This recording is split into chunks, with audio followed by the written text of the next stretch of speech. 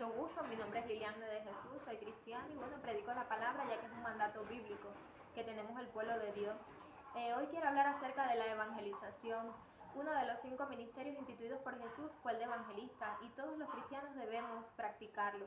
De hecho, la voluntad del Padre, del Creador, de nuestro Hacedor, es que todos los hombres vengan al conocimiento de la verdad. ¿Para qué? Para que sean salvos. Realmente Dios no quiere que nadie perezca. Y por eso todo el mundo tiene que tener la oportunidad de conocer ese mensaje de salvación que nos dejó el Señor Jesús. De hecho, el único que tiene palabras de vida eterna es el Señor Jesucristo.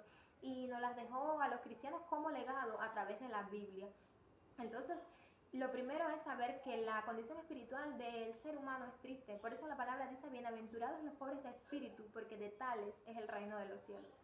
Dios quiere que entendamos de que nosotros desde el punto de vista espiritual estamos muertos a causa del pecado. Y hay un versículo que lo ilustra. La paga del pecado es muerte, mas la dádiva de Dios es vida eterna en Cristo Jesús, Señor nuestro. ¿Qué es lo que sucede? Que nosotros tenemos la oportunidad de decidir porque no somos títeres del Señor. El Señor es todopoderoso, pero Él no nos manipula ni nos obliga a nada. Él quiere que le obedezcamos por amor. Por eso la palabra nos da como mandamiento, amarás al Señor tu Dios con todo tu corazón, con toda tu mente, con toda tu alma y con todas tus fuerzas. De hecho, Él nos crea con ese libre albedrío y nosotros escogemos. Y hay 2 caminos que escoger. Está el camino espacioso, que es el que escoge la mayoría. ¿Por qué? Porque es el camino de lo permisible. Ahí las personas pueden llevar la vida deleitosa que les gusta, pero el fin de ese camino es muerte.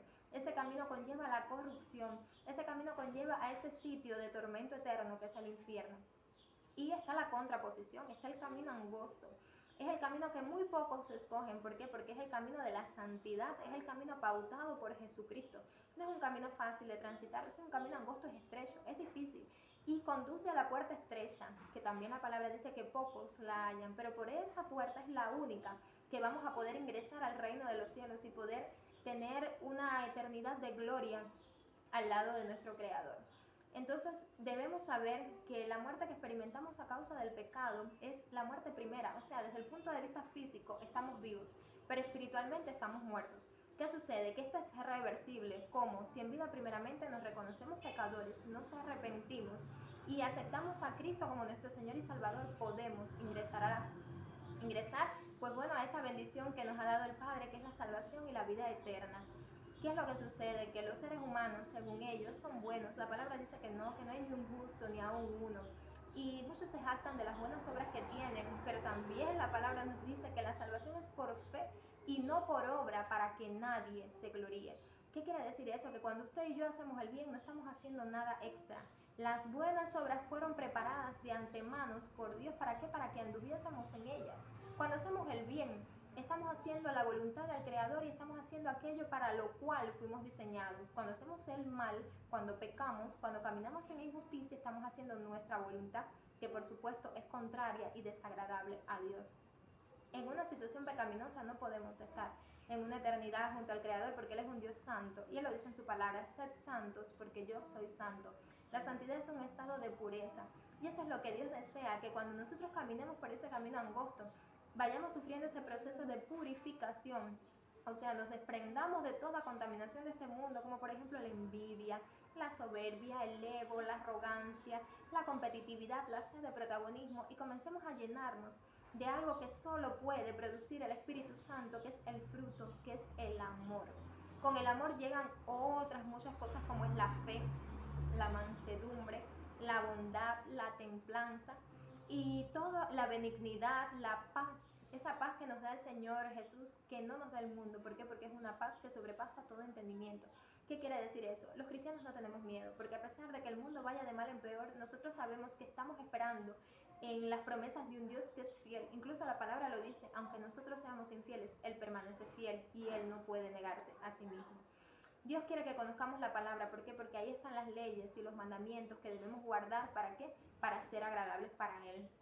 También otro aspecto fundamental es que ¿por qué la salvación es por fe y no por obra? Es por fe porque cuando tenemos fe, tenemos una convicción, tenemos una certeza. El concepto de la fe viene en el libro de los Hebreos, en el capítulo 11, el verso 1, cuando dice, pues la fe, la certeza de lo que se espera, la convicción de lo que no se ve. Yo no he visto al Señor Jesús, yo no lo vi en la cruz del Calvario, más sin embargo, yo tengo la certeza de que Él es real. Y también, ¿qué es lo que también ha hecho que nosotros los cristianos comencemos este proceso de transformación? Que cuando nosotros pensamos en que Cristo tuvo que morir en mi lugar a causa de mi pecado, yo me siento confrontada. Y eso crea una actitud de arrepentimiento. Y es un arrepentimiento que me compromete a no seguir haciendo lo desagradable para Dios. Realmente dentro de la iglesia se habla de que muchas personas, debido a que siguen practicando el pecado, ellos dicen que es imposible no pecar. Eso es contradictorio a lo que me dice la palabra. ¿Por qué? Porque la palabra dice que el que es nacido de Dios no peca. ¿Por qué? Porque la simiente de Dios permanece en él. Y como la simiente de Dios permanece en él, no puede pecar. ¿Por qué? Porque es nacido de Dios. ¿Cuál es la simiente de Dios? El Espíritu Santo.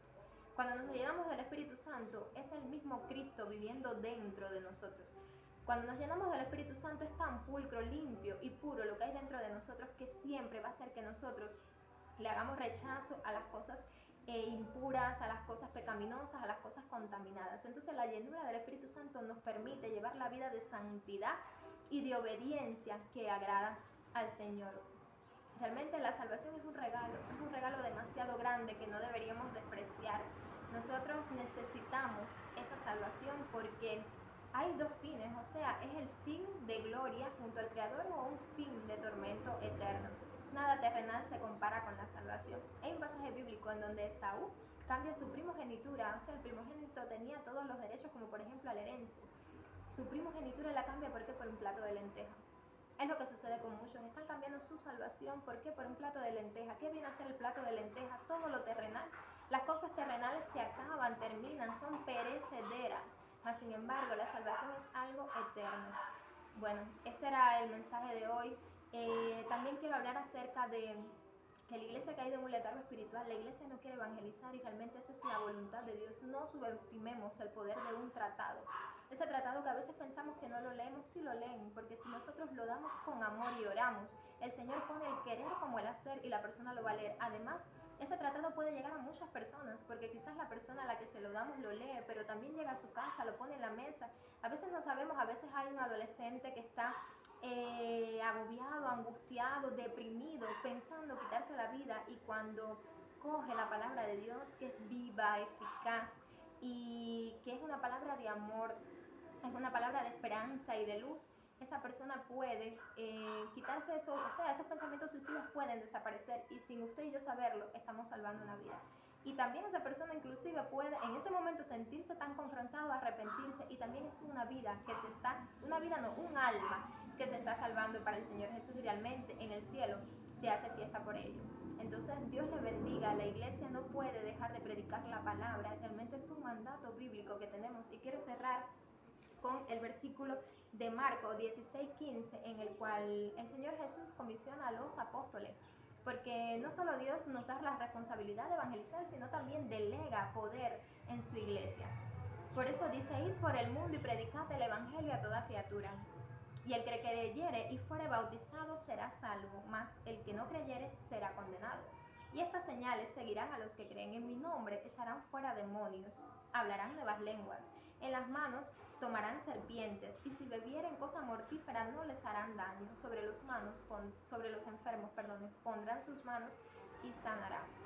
O sea, Dios nos dejó el poder, nos dejó las señales, nos dejó la palabra. Lo único que tenemos que hacer nosotros es tomar la decisión, tener un corazón de evangelista. ¿Qué es un corazón de evangelista? Un corazón lleno de amor, hacer las cosas desinteresadamente, hacer las cosas no buscando un fin lucrativo, no buscando que las personas nos agradezcan, no buscando el reconocimiento, no, simplemente buscando agradar a nuestro Creador, llevar la palabra de salvación y vida eterna que necesitan las personas, y tener paciencia, porque al final usted y yo simplemente plantamos, sembramos la semilla. Al final nosotros somos sembradores, al final el que convence de pecado es el Espíritu Santo de Dios. Bueno, espero que este mensaje haya sido grato y que Dios les bendiga.